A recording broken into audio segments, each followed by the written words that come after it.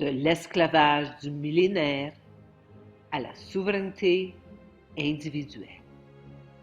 En Orient, au XXe siècle, Sri Aurobindo et la mère ont découvert et ancré dans l'atmosphère terrestre la conscience de vérité, la conscience supramentale. Une fois bien ancrée, la nouvelle conscience était prête à passer à l'étape suivante, sa vulgarisation et sa propagation. Alors émergea en Occident au XXIe siècle Personocratia, le pouvoir de se gouverner de la personne souveraine. Le yoga intégral de Sri Aurobindo va au-delà de la libération individuelle et entreprend une transformation collective sur Terre. Sri Aurobindo a synthétisé les idées orientales et occidentales de l'évolution et a déclaré avec audace que les humains sont des êtres de transition, qu'ils ne sont pas définitifs, que l'évolution continue et que les humains seront dépassés. C'est l'avenir qui attend l'humanité. Il s'agit d'une aventure de conscience sans précédent sur Terre. Après le décès de Sri Aurobindo, la mère poursuivit leur travail et le 29 février 1956, elle amena dans l'atmosphère terrestre la conscience supramentale sur Terre. Un seul regard sincère sur la situation mondiale actuelle suffit à nous convaincre qu'elle a atteint un point de non-retour.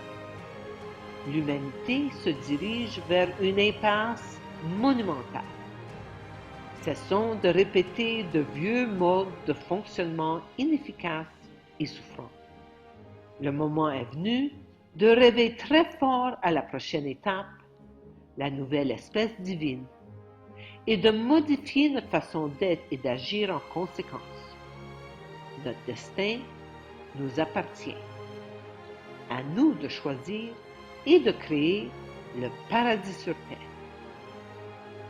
Sri Aurobindo et la mère m'ont permis d'accepter que Homo sapiens est une espèce transitoire et que le divin en moi, âme et en toute chose, esprit, manifeste actuellement la condition idéale sur Terre pour la création d'un nouvel être divin.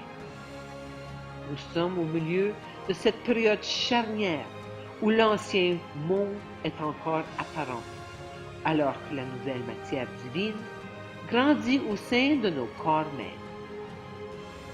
Je suis hors du jeu, comme Truman dans le film The Truman Show. Je tire ma révérence et je laisse le monde de l'illusion, cette simulation informatique à laquelle j'ai donné l'autorité de gérer ma vie. Je sors du théâtre, où j'ai joué maintes et maintes fois les rôles de disciple, parent, dentiste, entrepreneur, citoyen.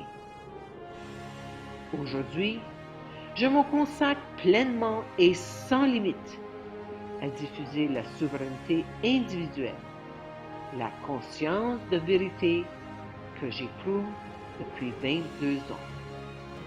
Amour infini.